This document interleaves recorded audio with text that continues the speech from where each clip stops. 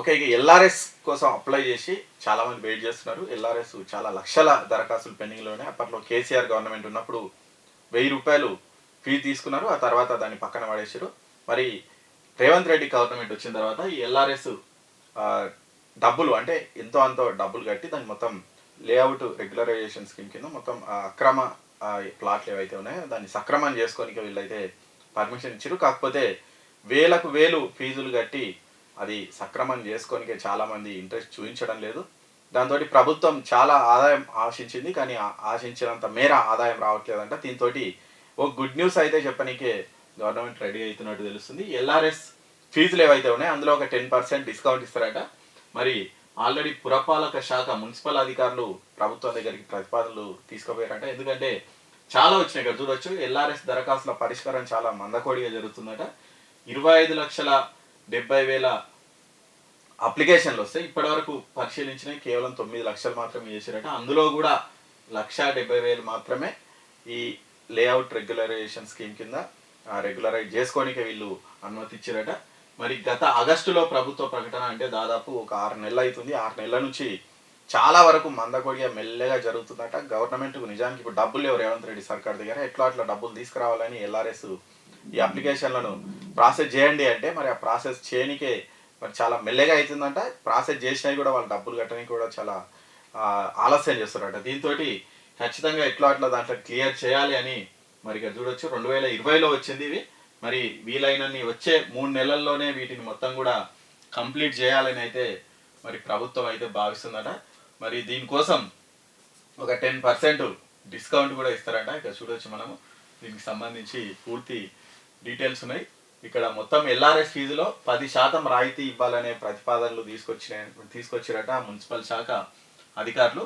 10% rebate ఇవ్వండి, ఇస్తే ఈజీగా మొత్తం కంప్లీట్ అయితే అని. ఇప్పటివరకు 25,70,000 అప్లికేషన్లు వస్తే అందులో 9 లక్షలే పరిష్కరించారు. అందులో 1,70,000 మాత్రమే మరి వీళ్ళు ఓకే చెప్పారు. మరి ఇప్పటి వరకు ప్రభుత్వానికి వచ్చిన ఆదాయం 120 కోట్లే వచ్చిందట. వీళ్ళు 1000 కోట్లకు వీళ్ళు అంచనా వేసుకుంటే 120 కోట్లు మాత్రమే వచ్చిందట. L1, L2, L3, L4 దశలో దరఖాస్తుల పరిశీలన కంటే లెవెల్ 1, 2, 3, 4 అని 4 దశల్లో ఈ దరఖాస్తులన్నీ వడపోసి వీటిని పరిష్కరించాలని వీళ్ళు డిసైడ్ చేసిరట. అయితే శాఖల మధ్య సమన్వయ లోపం అంటే రెవెన్యూ శాఖ, మున్సిపల్ శాఖ ఇక రకరకాలు ఉంటాయి కదా, వీళ్ళన్నిటి మధ్య సమన్వయ లోపంతో ఈ అప్లికేషన్లు అన్నీ కూడా పెండింగ్లో పడిపోతున్నాయట. దాంతోపాటు మన హైడ్రా వచ్చింది కదా, ఈ హైడ్రా తోటి ఏవైతే చెరువులు అవి ఉన్నాయో మరి ఆ చుట్టుపక్కల ఉన్న వాటికి కూడా చాలామంది అప్లికేషన్ పెట్టుంటారు. అవన్నీ కూడా పెండింగ్లో పడ్డాయట. దీంతో జలవనరులకు 200 మీటర్ల దూరంలో ఉండే సర్వే నెంబర్లు, దాంతోపాటు ప్రభుత్వ భూములకు ఆనుకొని ఉన్న సర్వే నెంబర్ల విషయంలో మాత్రమే మరి మీరు వాళ్ళ అభిప్రాయాలు తీసుకోండి, రెవెన్యూ డిపార్ట్మెంట్ అభిప్రాయాలు తీసుకొని మిగతా వాటిని మీరు ప్రాసెస్ చేయండి అని చెప్పారట. అంటే చెరువులకు ఒక 200 మీటర్లు, గవర్నమెంట్ ల్యాండ్స్కి ఒక 200 మీటర్ల దూరంలో ఉన్నటువంటి ఎవరైనా అక్కడ అప్లికేషన్లు పెట్టుంటే వాటికి మాత్రం ఇంకా 4-5 దశల్లో వడపోసారట. మిగిలిన క్లియర్ చేయాలని వీళ్ళైతే అనుకుంటారట. ఇక మున్సిపాలిటీల పరిధిలో 14 లక్షల అప్లికేషన్లు వచ్చాయట. దీంట్లో ఇప్పటివరకు 3,74,000 మాత్రమే పరిష్కరించారట. ఇక ఎల్ఆర్ఎస్ ద్వారా 106 కోట్లు వచ్చినాయట మున్సిపాలిటీ నుంచి. వనపర్తి జిల్లా ఆత్మకూరు మున్సిపాలిటీ, సరే ఏదో ఒకటి, ఒక మున్సిపాలిటీలో 3,700 దరఖాస్తులు వస్తే ఇప్పటివరకు ఒక్క రూపాయి కూడా అక్కడ రాలేదట. ఇట్లా చాలా దగ్గర ఇటువంటి పరిస్థితులు అయితే ఉన్నాయి.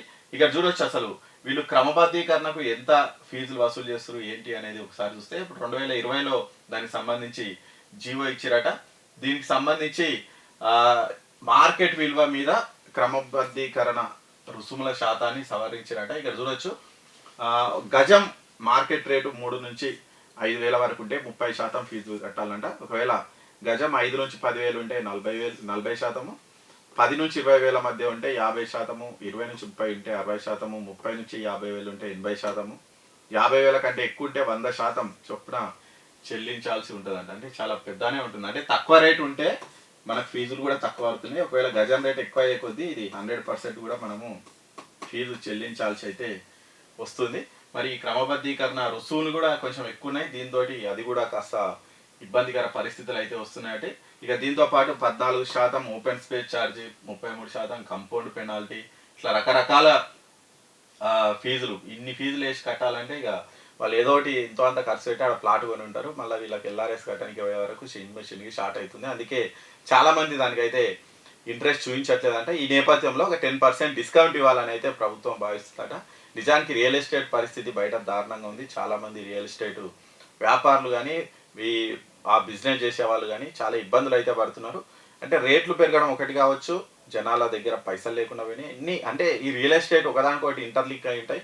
అక్కడ డబ్బులు వస్తాయి. ఇప్పుడు ఎన్నో దగ్గర ఒక ఆయన 4 కోట్లు పొలం అమ్ముకుంటే ఆయన పోయి ఇంకో దగ్గరకు పోయి 20 లక్షలకు పొలం అమ్ముతాడు, కొనుక్కుంటాడు. ఆ 20 లక్షలు ఆయన ఇంకో దగ్గరకు పోయి ఓ 5 లక్షలకు కొంటాడు. అంటే ఇట్లా ఒక ఇంటర్లింక్ చైన్ ఉంటుంది. అసలు ఈ 3 కోట్ల ప్రాపర్టీ అమ్ముడుకోకుండా అట్లే ఉండడంతో ఆ 20 లక్షల పొలం అమ్ముడు పోతలేదు, 5 లక్షల పొలం అమ్ముడు పోతలేదు, ఏది అమ్ముడు పోతలేదు. అంత ఆగమాగం ఉంది పరిస్థితి. అసలు అంటే ఈ గవర్నమెంట్ మారిన తర్వాత దేశవ్యాప్తంగా నిజానికి రియల్ ఎస్టేట్ పడిపోయింది. కానీ ఈ గవర్నమెంట్ వచ్చిన తర్వాత ఇంకెందుకో అది లేస్తలేదు రియల్ ఎస్టేట్. చాలా ఇబ్బందికర పరిస్థితులు అయితే ఉన్నాయి. దీనికి సంబంధించి మరి వీళ్ళు బ్యాక్గ్రౌండ్ వర్క్ అయితే చేయాలి. మరి ఎల్ఆర్ఎస్లు అవి ఇవి ఫీజులు, ఈ రిజిస్ట్రేషన్ ఆదాయం కూడా చాలా రావాలని వీళ్ళు అనుకున్నారు. కానీ అది వస్తలేదు, ఈ ఫీజులు వస్తలేవు. అంత ఆగమాగం అయితే పరిస్థితి కనిపిస్తుంది. ఇలాంటి నేపథ్యంలో ఎల్ఆర్ఎస్ ఫీజులు తగ్గించాలని అయితే ప్రభుత్వం భావిస్తుందంట, ఒక 10%. మరి అది మంచిదే. అది కూడా తొందరగా నిర్ణయం తీసుకుంటే కొంచెం పుషప్ అవుతుంది. కొంచెం మళ్ళా ఈ రియల్ ఎస్టేట్ అనేది నడుస్తుంది.